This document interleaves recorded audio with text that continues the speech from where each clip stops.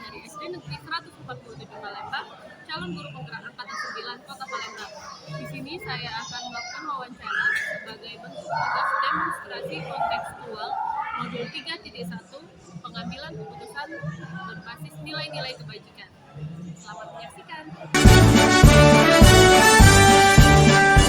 Bulatkan tekad, kuatkan hati, negeri ini memanggilmu kawan.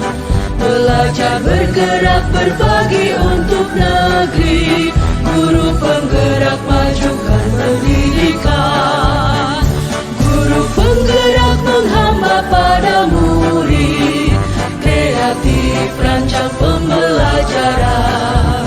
Hargai potensi, tingkatkan prestasi, lahirkan profil pelajar Pancasila.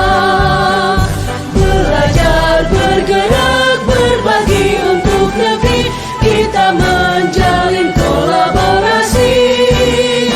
Belajar, bergerak, berbagi untuk negeri, demi bakti pada Ibu Pertiwi.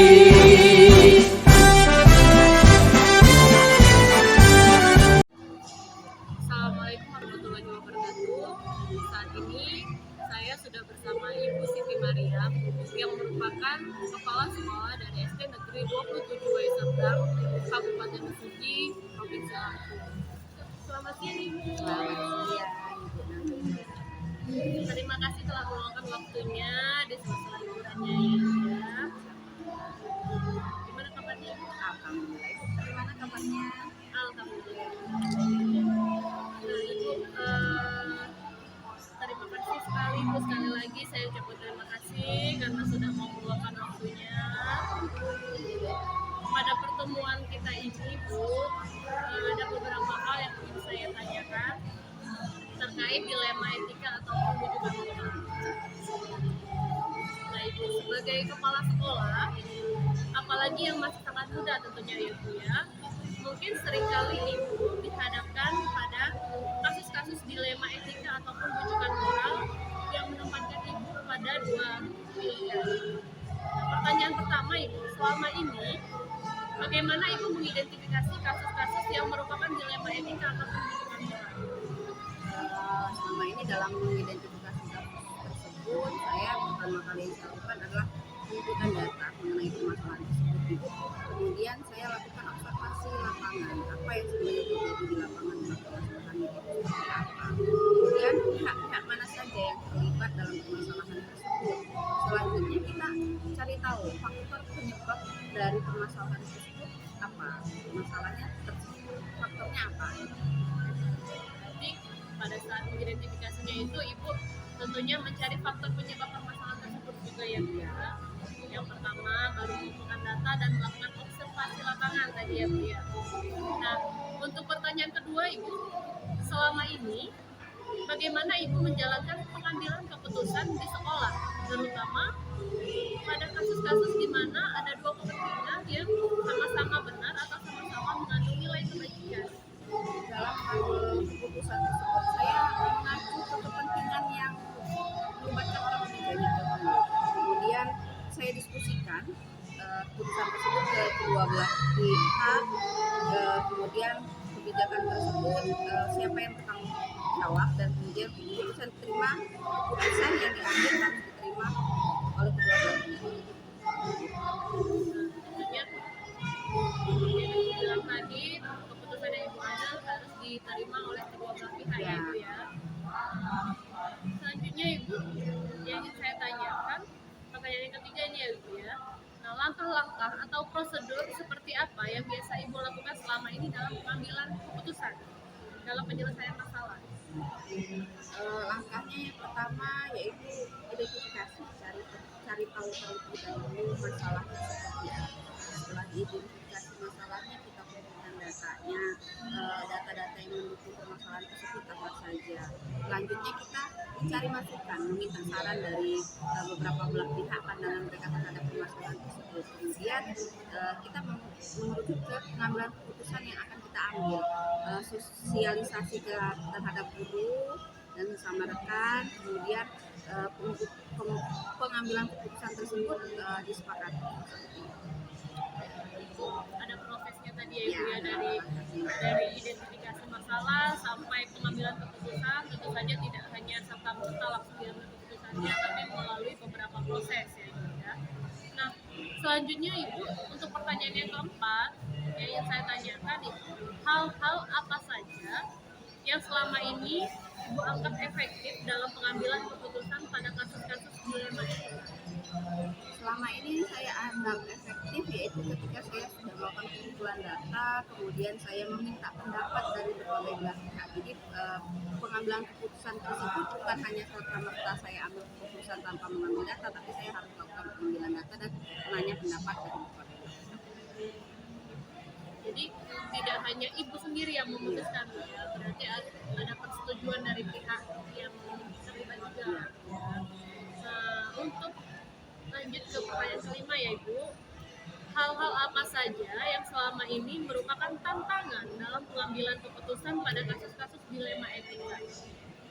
Tantangan yang sering saya diberikan tentu saja dalam mempertimbangkan kedua belah pihak yang terlibat itu tidak merasa dirugikan, kedua belah pihak tidak merasa dirugikan. Kemudian ketika meyakinkan bahwa keputusan yang kita ambil itu keputusan yang diambil untuk kepentingan orang banyak dan keputusan terbaik dan memiliki dampak positif lebih besar ke depannya.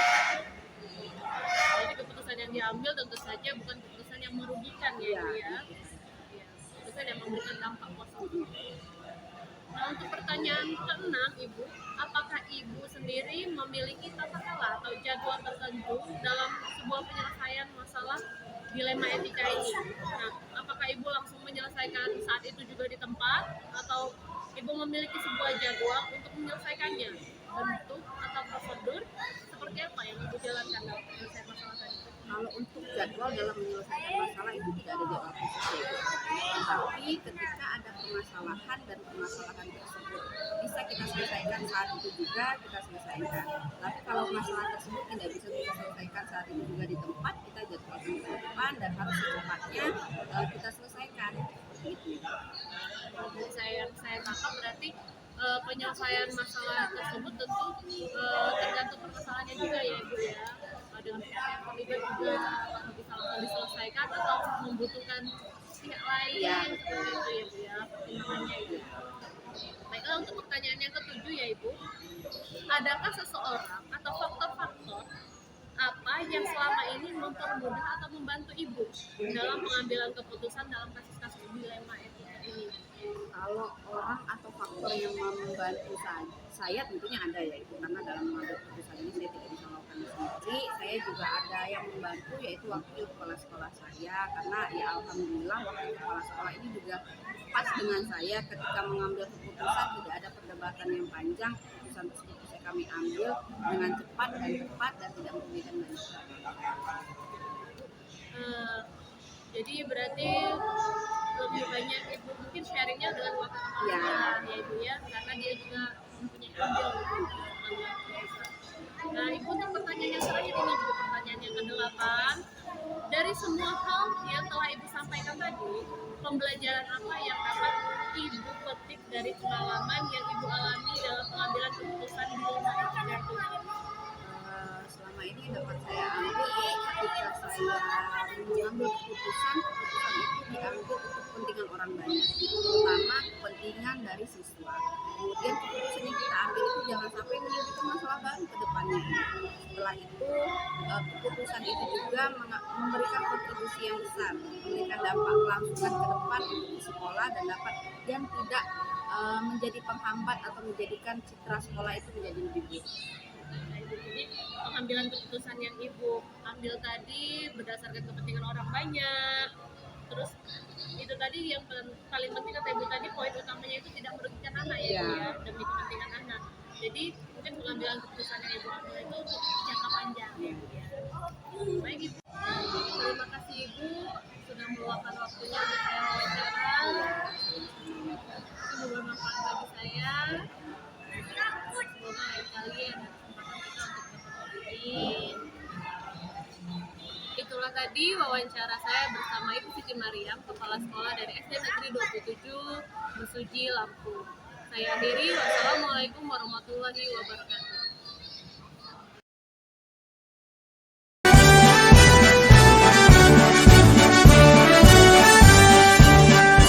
Bulatkan tekad, kuatkan hati, negeri ini memanggilmu kawan.